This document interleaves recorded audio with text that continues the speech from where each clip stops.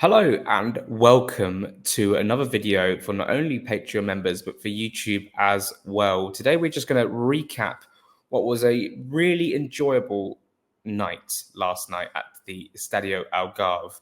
Benfica 0, Fulham 1, Alex Iwobi with the winning goal, and Fulham win their first trophy of the season.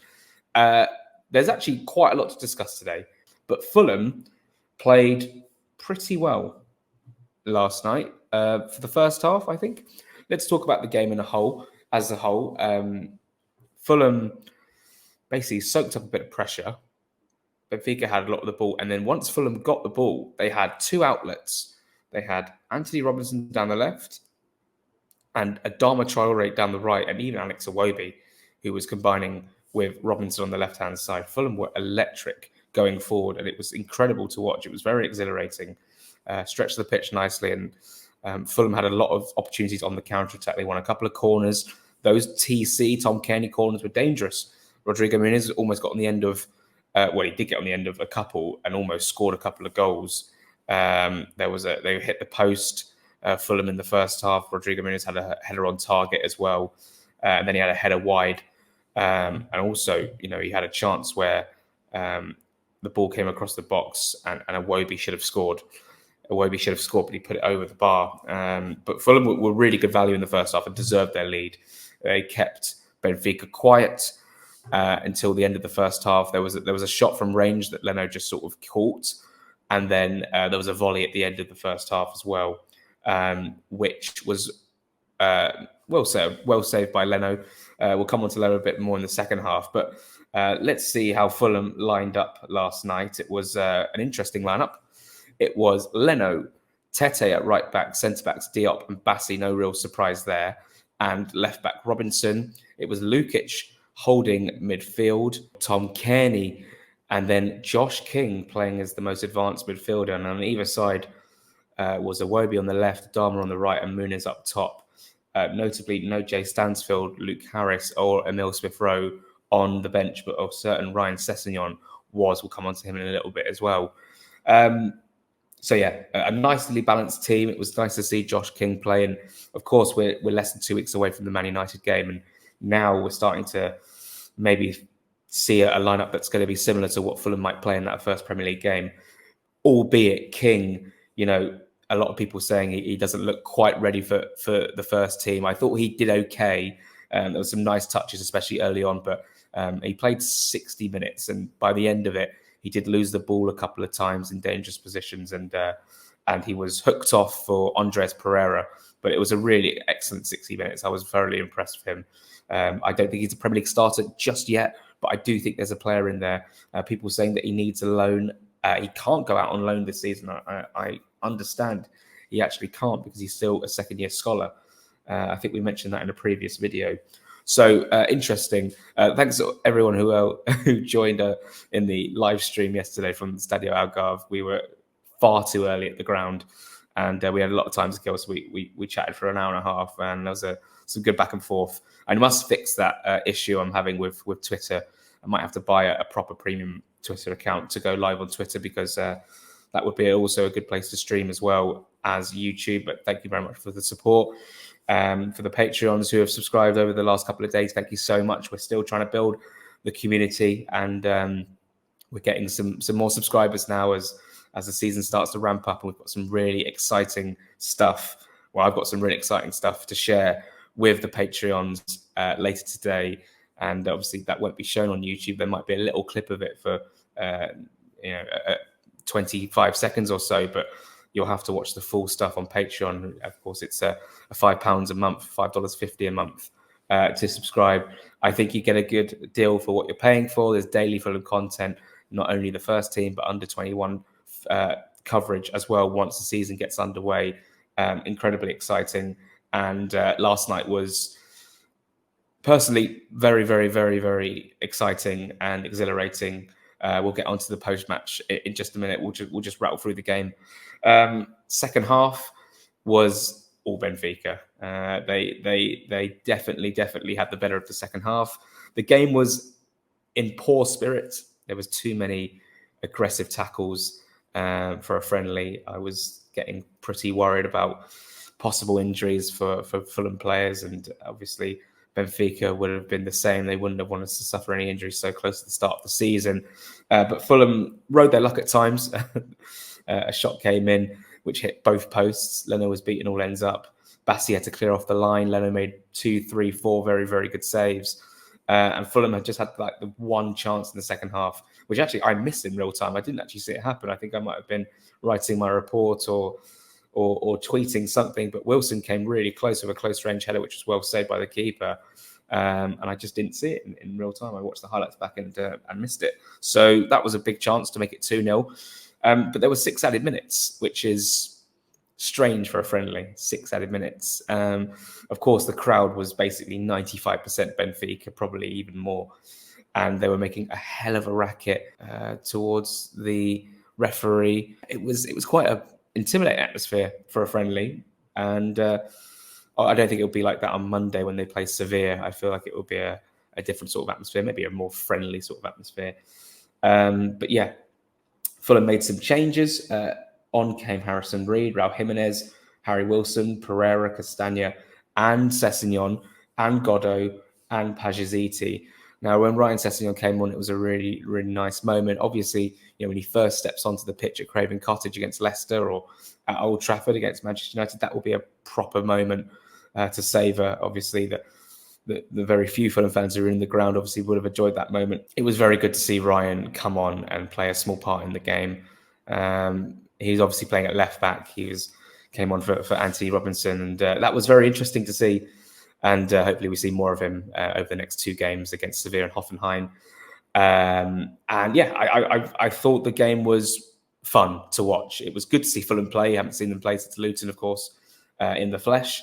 And then the final whistle went, and Fulham had won the game. And there was I just sort of forgot that there was a trophy at the end, and I went down quite quickly to catch some post-match reaction, which of course, like I say, will be available for Patreon subscribers. And yeah, the trophy lift, and got a nice video and of that trophy lift, which almost has over 500,000 views on Twitter now, because someone tweeted it with quite a funny thing about Emile Smith Rowe being at the club for a day and already winning a trophy and more trophies than Spurs, whatever. Like, it's all very fun, and it did good numbers, so it helped the clip get a lot of views, which was good fun. And yeah, everyone was in good spirits. Marco was in good spirits after the game, and with the fans, and Sessegnon and Josh King all sort of going up to the fans and taking pictures. Same with a few more of those Fulham players, and it was just really nice. It was just a nice evening. It's always good to win a bit of silverware, even though it's a friendly. And I just thought it was just a great way to kick off the Portugal tour, with another game to come in a couple of days' time. And yeah, let's talk about Jorge Cuenca. I do need to get the pronunciation correct at some point when they announce him. If they announce him, then we'll address that. But yeah, I mean, I can't tell you. I know an awful lot about this player. I made a very rushed video when the news was announced that he was going to join the club. It's basically done now. I mean, like I said, we've seen him in Fulham gear, and he's with the squad. So it's only a matter of time. Maybe a little bit later on today, maybe this evening, we see him in a Fulham shirt for the first time officially. The time now is 2:30, which is the same time as in England, in Portugal, on Saturday afternoon. And yeah, he's 190 centimeters in height. He's 24 years old. He's from Spain, left-footed, like I say, and the reported fee is £8 million. Now, the good thing about this transfer is that it's competition for Calvin Bassey. We all know that Tim Ream hasn't travelled now. He looks like he could be securing a move to the MLS, most notably of Charlotte FC. Is the club that are the most interested in his services. There's obviously a factor here where Ream knows he probably won't get much football at Fulham, for this upcoming season, and he still wants to be part of that USA squad. That was his aim for 2026, to retire after the World Cup. He's made that clear many times. So if he gets an opportunity to keep fit and play more regular football, I do think that, head over heart, he probably goes to the MLS. and misses out on a testimonial, which is obviously a massive shame, but it takes nothing away from the services he's done for the club. Tim Ream has been an absolute monster ever since he came in, and we were just doing terribly in the Championship, and then he blossomed into this beautiful player under Savisa, and from there he's really kicked on and been absolutely legendary. He will be forever Fulham, and I'm sure of it. It's an absolutely wonderful player that we've had in Tim Ream, and he scored some important goals for Fulham as well down the years. And I love the one he scored at Palace in the Premier League. That was fantastic, and that 3-0 win on Boxing Day. So, I mean, let's have a look at his stats. I mean, we went through his stats in a very rushed way the other day. The Villarreal player, Jorge Cuenca, or obviously now the Fulham player, when he gets announced. But he played 37 times for Villarreal last season, 23 times the previous season. In that time, he scored 3 goals and assisted once. And yeah, I feel like he's obviously a huge presence at the back. He could be a fantastic addition. Obviously, Bassey's the first choice. It's just good to have backup. And I do think a player who's got plenty of experience at his age of 24, he's played 4 seasons, basically, of senior football at Almeria, Getafe, and now Villarreal for 2 seasons, to come to the Premier League, which, of course, is such an attractive prospect for any player. I am very much looking forward to seeing what he can give to this team. And again, it's just a good option. Whether he starts at Old Trafford, I'm not sure. Whether he gets some minutes on Monday, if he gets announced in time, it would be good to see. Obviously, Diego Carlos is linked as well from Aston Villa. Fulham is still in talks for him. We've discussed about that. We've discussed that as well. In fact, we saw Florentino Luis play last night for Benfica. Obviously, Fulham have been linked with him in previous years. I thought he did okay. And yeah, it's just a really exciting time to be a Fulham fan. You know, a couple of weeks before, or even a week before we were coming out here, we were, you know, me, myself, and Joe were worried about, you know, lack of activity, and you know, everyone was very, very worried about, you know, the way the squad was looking and shaping out. But now it looks more settled. A centre back in. I think the next one is a midfielder.